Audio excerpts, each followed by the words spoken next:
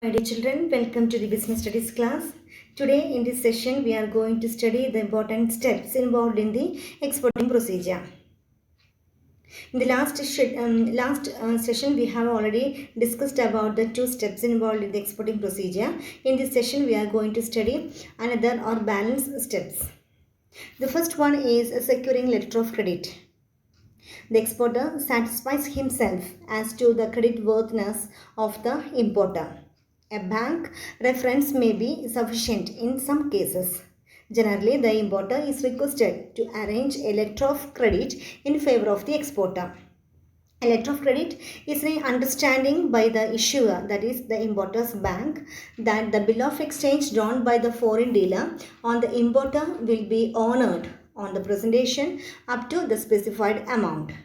It is a guarantee by the bank to the foreign dealer that the bills up to the amount mentioned there will be honored.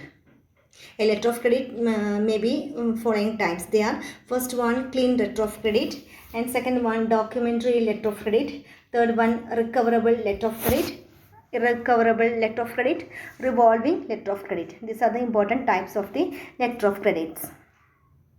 Steps involved in the exporting procedure is obtaining IEC number or RBI code number. Importer export code is the IEC number, and it is to be filled in various import-export formalities.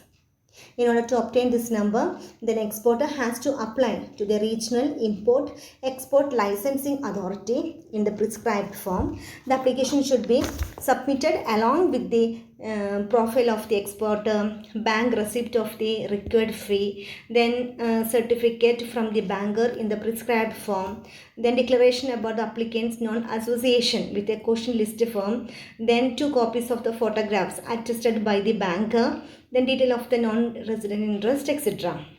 If the regional import-export authority is satisfied with the documents and formalities, IEC number is issued. Then Reserve Bank of India requires exporters to obtain RBI code number before exporting goods from the India. Then another step involved in the exporting procedure is obtaining RCMC certificate from Export Promotion Council or Commodity Board. Then in order to avail export incentives, concession and facilities, an exporter is required to obtain registration cum membership certificate, that is RCMC.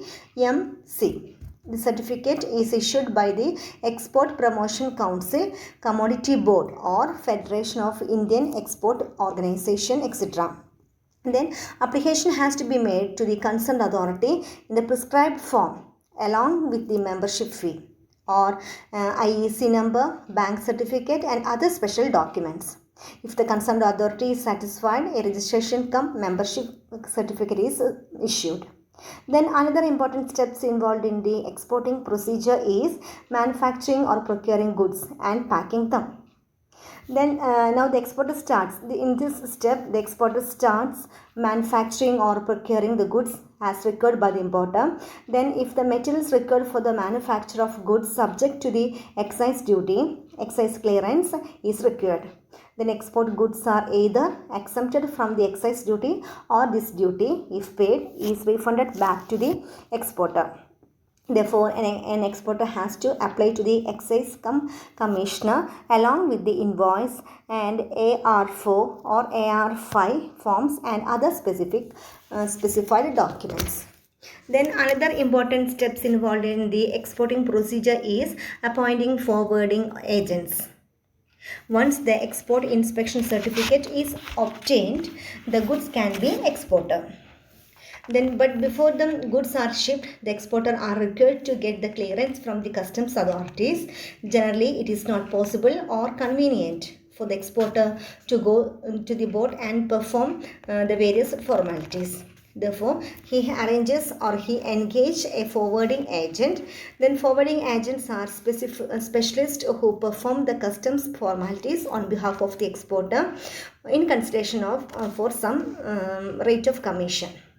Then another important step is dispatching goods to the port and sending receipt to the agent. After appointing the forwarding agent, the exporter will dispatch the goods by rail or by truck to the port town. Then he will then endorse the railway receipt, that is RR or lorry receipt LR, in the agent's favor along with the necessary instructions to the forwarding agents and sent to the same. Then another important steps involved in the exporting procedure is formalities by forwarding agent.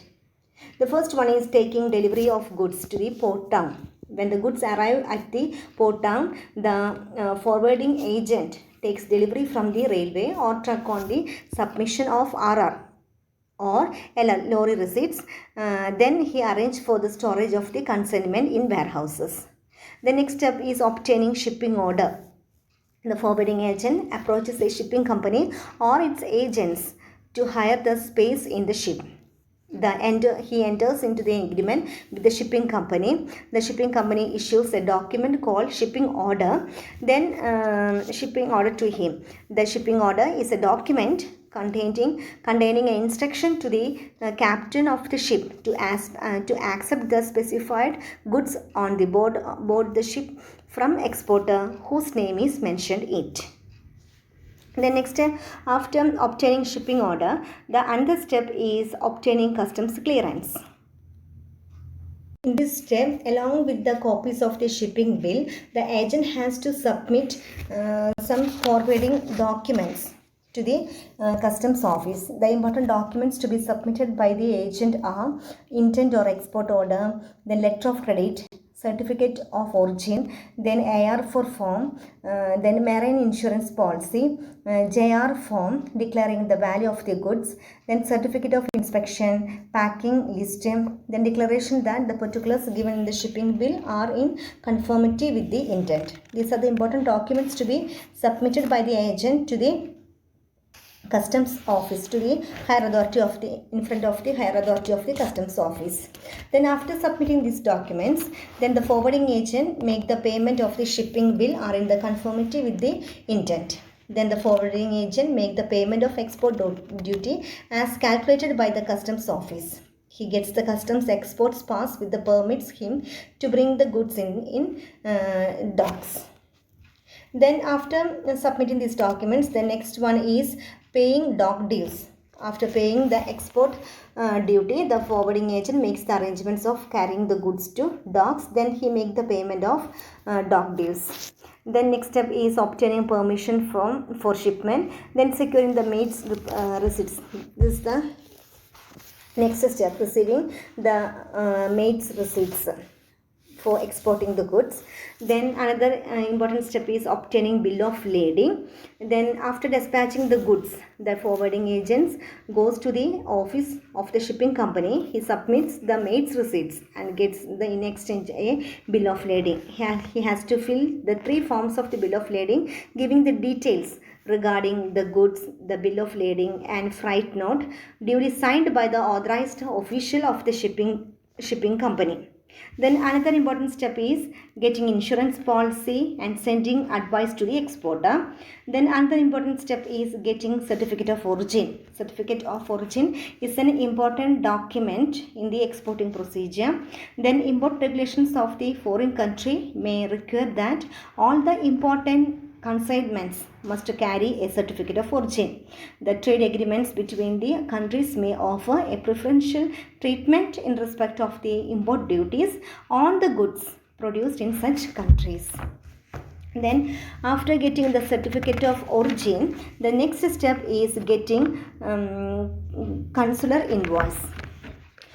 When the import duties are charged to avoid this problem, the exporter procures a consular invoice and send it to the importer. The value of the goods and other particulars are stated in this invoice.